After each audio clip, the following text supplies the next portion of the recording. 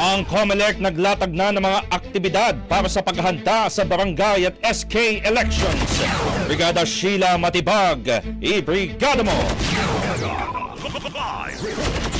Naglabas na ng calendar of activities ang Commission on Elections o COMELEC para sa 2025 Barangay and Sangguniang Kabataan Elections o BSKE sa Disyembre.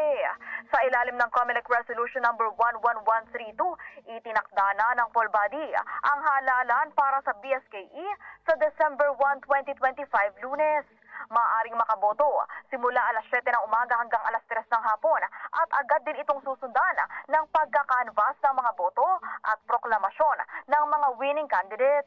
Samantala, ang voter registration at applications para sa membership sa Katipunan ng Kabataan o KK ay magsisimula sa July 1 hanggang 11, 2025 habang ang huling araw para makapaghain ng opposition sa aplikasyon para sa voter registration at KK members ay sa July 21. Maliban dyan ay nakalatag na rin ang iba pang schedules ng poll body para sa buwan ng July, August, September at ng mga susunod pang buwan bago ang BSKE.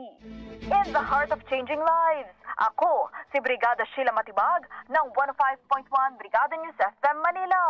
Service News. Brigada Balita Nationwide. Ang bahaging ito ay hatid sa atin ng Standout ES4 Capsule. Simulang tuparin ang pangarap ng iyong anak. And stunting now,